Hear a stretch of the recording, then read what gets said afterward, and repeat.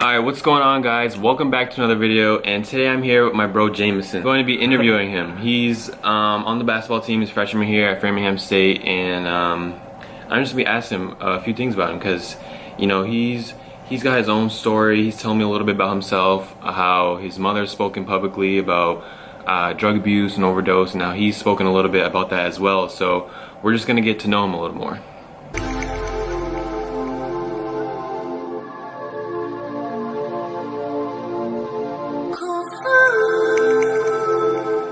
Like Ty said, you know, my mom is a very open person in the community.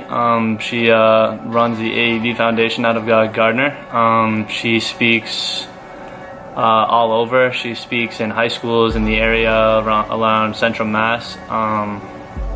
She's a really strong woman, person I really look up to. Yeah, I speak a little bit myself. I spoke at International Overdose Awareness Night. I spoke to the story of a story that I wrote about my life, and it was good. You know, it's good to see the come out that people have been aware of the disease of addiction, and you know, kind of just, you know, it's getting more out to the community nowadays, and right, that people are taking it more seriously as more of a disease than like something that just happens. Okay. What got you so passionate about expressing your mind about drug abuse and overdose and such things like that? Like, what makes you want to speak more about it? Well, from personal experience, my family, you know, my family, I come from an addictive type of family. My mom was addicted to smoking cigarettes from a young age, and getting more into my story here, my sister, when I was 13, passed of a drug overdose. So we've been advocating for the people of this disease that, you know, it needs to be out there, that, you know, that this just it targets anyone. It doesn't take, you know, specific people. So, like I was saying, you know, it's become more of a prevalent disease, and not only in just like older people, young people, you know, from ages, right, you know, through your you're going into your high school stages. You see middle schoolers, you know, trying this stuff, and it's scary. It's scary to definitely see. Right. And when I first met you, and you reached out to me about my YouTube channel and how you've done some things, spoken publicly and stuff like that. When you mentioned drug abuse and overdose, like growing up, I grew up around that stuff. Yeah. So it was like, I wouldn't say it was natural for me to be around it and stuff, but good thing my mom was smart enough to keep me out of it, as well as keep herself out of it. And, you know, me and my brother were fortunate enough to make it out of a place where we weren't expected to make it out of. And I see now, like, especially in Fitchburg, they're doing a lot of you know, AA meetings at local YMCA's, and I didn't realize how bad of a situation it was until you started speaking about it more. Yeah. Because I just thought it was like, you know, it's whatever. But coming from a different perspective, I can see that that's also like another social issue in this world. Yeah. Whereas really like is. People speak about gender, people speak about racism and climate change and all that other extra shit, but not a lot of people talk about drug abuse, overdose. Yeah, and like speaking of what you said, you know, I'm from, you know, the area that you're from, relatively. Right, pretty close. Pretty close, yeah, about 15 minutes. But you know, yeah, my mom's a big advocate for Fitchburg as well, the Fitchburg area, and you know, growing up in that environment, even growing up from where I'm from, in Gardner, you see a lot of it. And you know, never in our minds and our family's minds was it that we were like, you know, that my sister was gonna be a drug addict. Right. You know, it's not like you wake up one day and say, well, I'm gonna go do heroin. It's not like that. Right. It's a series of events, and you know, anything can really trigger it, so it can really happen to anyone. Right. And that's why I think people get the stereotype that a drug addict is someone you see on the street that doesn't have money, or that is poor, or that is a homeless man. Looks like a bum. Yeah, or looks like a bum. You know, it's not that. It could be it could be a 40-year-old, 45-year-old father who has a family of 3. Right. You know what I mean? And that was my preconceived notion, was like, if I saw like a homeless person on the street, or someone that looked crazy, was walking around with no shoes on, I assumed they were a drug addict. Mm-hmm. But like you're saying, that sometimes isn't the case, and I guess that's just my preconceived like societal notion of how I see. That's how society sees people. Yeah. But I remember the day we were speaking about it, I was like, so many thoughts were going on, and I was like, wow, I really do think like that. Like, I wasn't aware how I thought, and now, that you bring it up, it's helping me, be more open-minded about it. Yeah, and I'm glad to hear that. It's definitely something that our foundation tries to not stress, but really put out there that it doesn't target anyone. Right. It's not some specific people. Yeah, sure, you might see a homeless guy on the street, and he might be a drug addict. But at the same time, there's a lot of people that just don't have that money, that aren't drug addicts, but are just struggling to get by. Right. And speaking of addiction, I know we're directing more towards the realm of drugs, but to let you guys know that addiction happens in a lot of things. Food, drinking alcohol, even just drinking regular drinks like soda, that can become addicting. Working out can become addicting. Anything in Working out. It's crazy to think that what you do in your daily basis could become addicting eventually. Right. That your daily routine, some of the things that you're doing are addictive behaviors. Right. And you wouldn't think of it that way. Right. And I think a lot of people, when they hear addiction, the first thing they think of is drugs. Yeah, of course. Well, that's because I think that when you hear addiction, the first word that would come to your mind would be drugs, because people are like, oh, drugs, a drug addict, addiction. You kind of put 2 and 2 together, but with addiction, everyone just thinks that, like you said, it's just drugs. It's really not. It could be any type of addiction, like you said, food, working out, going on runs, doing like sex. Right. Porn, any of that stuff. Porn's been a really big topic lately, where more and more people are seeing the effects it has on your brain, and the way, not just specifically men, but not just men, but how people portray the opposite sex, and how sex is starting to become more of a performance thing instead of becoming intimate with your partner. Yeah. How did you deal with the passing of your sister? It's tough. It definitely will kick you right to the dirt. Right. I can remember so vividly just the day that it happened, and just getting called down to. I had a normal day at school. It was just about time we were about to head out. Classes were probably getting close to done. I just finished school. My guidance counselor in middle school, he pulled me down and pulled me into a room, and when he pulled me into the room, I know my sister had been on life support in the hospital for like a week, and that it was going to be a miracle that she would survive because she had no blood flowing through her brain. But you just gotta have faith in those moments. But it was like when he called me in and I saw those people in there, like my grandfather, it was like it just hit me. Like I knew automatically what we were in there talking about. And I didn't, I took it in a way that a lot of people really wouldn't have taken losing a sister. I took it in the way that, I didn't really want to remember all the times that she came home and there were arguments, and all the times that she was drugged out, and all the times that she wasn't really there, because those were the drugs speaking in the aspect that it wasn't my sister. So I just remember the good times through every single time that, I have one of the bad memories comes up. It's like there's always going to be a good thing for a bad thing. You just got to look a little bit deeper into it and kind of think about it and not be so down. It's kind of like a mental state It's definitely what you're thinking about. Obviously, you're going to be sad because you're losing an immediate person that you see every day of your life. But you just gotta not embrace, but embrace that she lived 20 years of her life, even though that's short. She lived it fully. She was a happy-minded person. Not someone you would think. Again, drug addiction, but I just you gotta remember the good times, and I think that's what really powered me through. The help of my friends were a key contributor. Not all of them.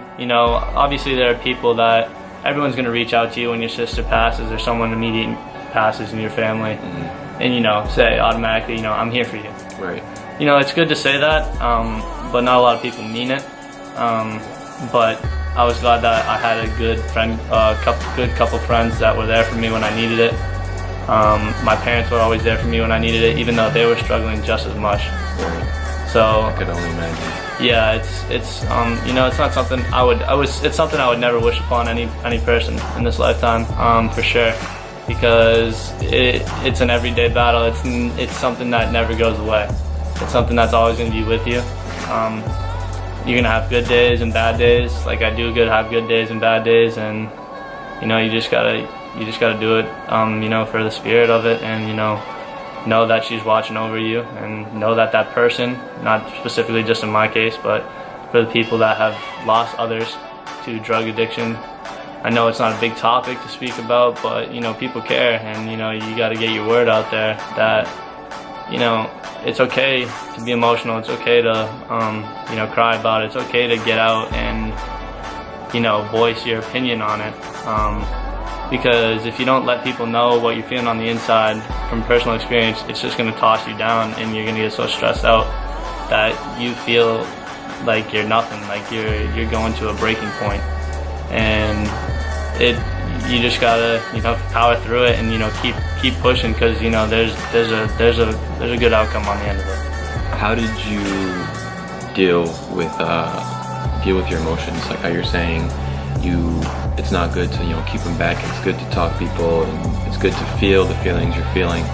How did you? Because I've never experienced an immediate death in my family. Yeah, it's definitely something that's difficult, especially, guys with all their masculinity, and, I'm not gonna cry. Right. You can cry, it's okay. It's perfectly fine to cry. It's just, you're a human. You're meant to show these emotions that come up.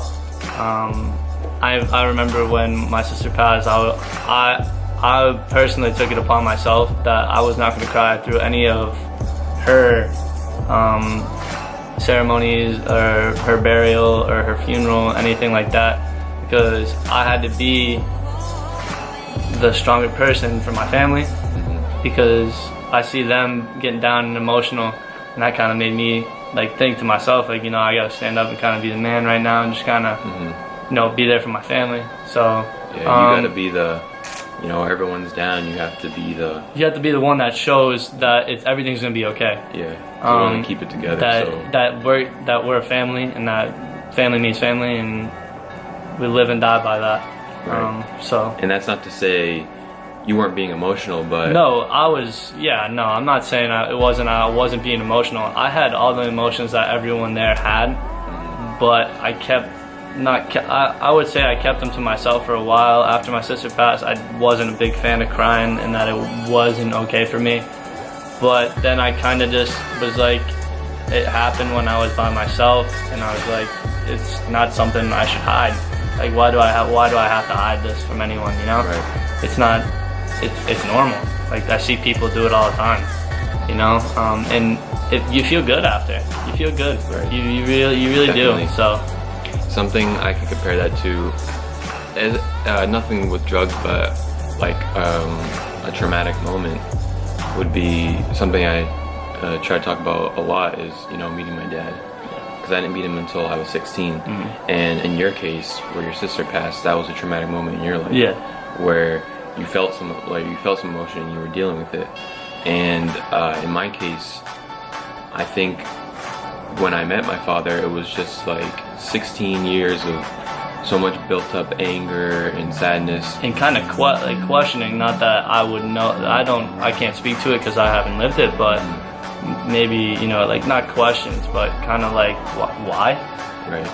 You kind of have that why question, you know, and I can see, you know, the anger, because I can, even to compare to that, like when my sister passed, I can just remember the anger I had, not only like sadness, but the anger that I had. Express it. I didn't know how to let it go. Right. To like just like say, you know, it's okay, you know, it's okay. Like these things happen for a reason. I'm a very big advocate of everything happens for a reason. I am too. So I know where you're coming from, and it's you know, so if you're anyone out there who's dealing with something traumatic, we're in both our cases, you know, whether it be someone passed in your life or whether you're just meeting someone for the first time, just know that everything does happen for a reason. Whether it makes you feel upset, whether the outcome of the event makes you feel upset, that's okay, because you need to feel that instead of just holding it back.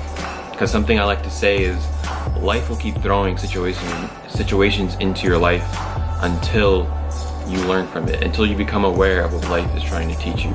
So you will keep experiencing the sadness, the hurt, and you will keep experiencing these things until you learn why these things are happening to you, until you learn how to, like how you're saying, feel it, you know, embrace it. You kind of have to, and you know, it gets to the point where if you really don't, you're only hurting yourself.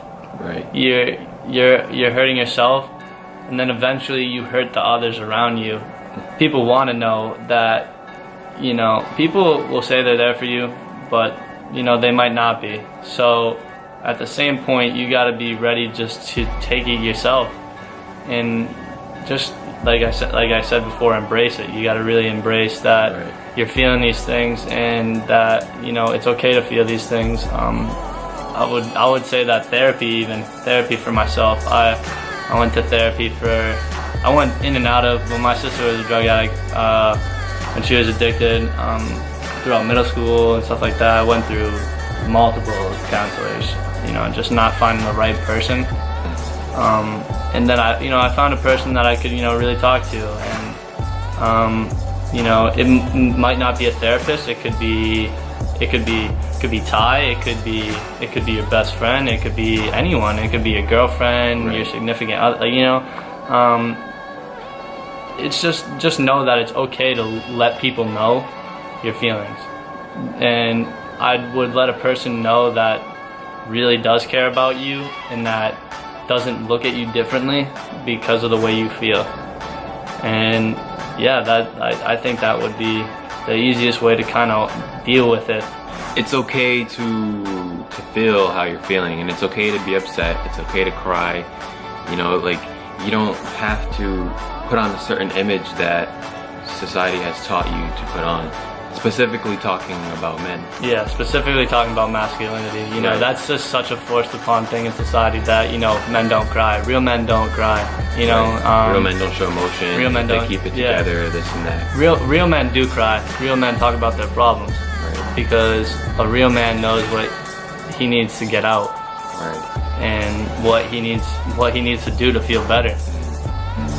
So, what advice do you have for people out there dealing with someone who is going through drug addiction, like they're personally, like they have an addiction, doesn't have to be drug, but any addiction in general? Or what advice do you have for someone who has someone else that's close to them dealing with an addiction?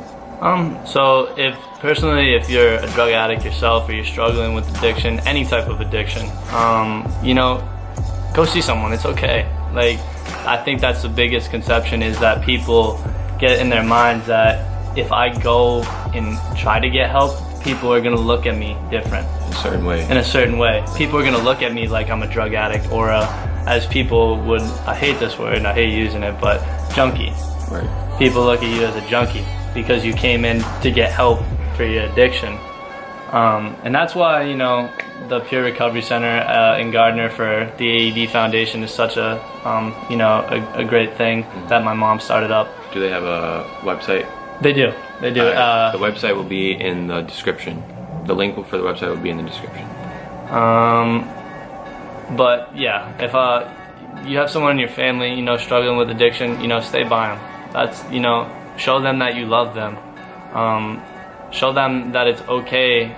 It's okay, you know, it's not that it's okay to be a drug addict, but it's okay that you are who you are.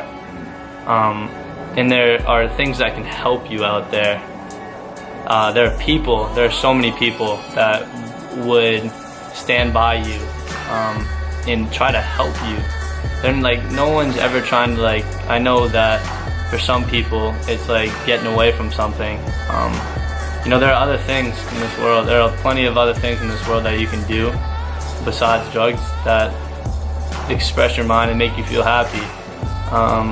You may lose sight of it for a little while, and you might lose sight of what makes you happy, but it will come back, you know. And but for those who are struggling, and if you have a family member, you know, talk to someone. Talk to someone. I would say, you know, don't be afraid to show your emotions. And that's you know, that's the main message. You know, don't be afraid to show your emotions, and it's okay to talk about it. And because it's becoming an epidemic, it's more of a talked about thing. So I think that people are starting to more come around to it, so it will be easier to talk to people about it. Right.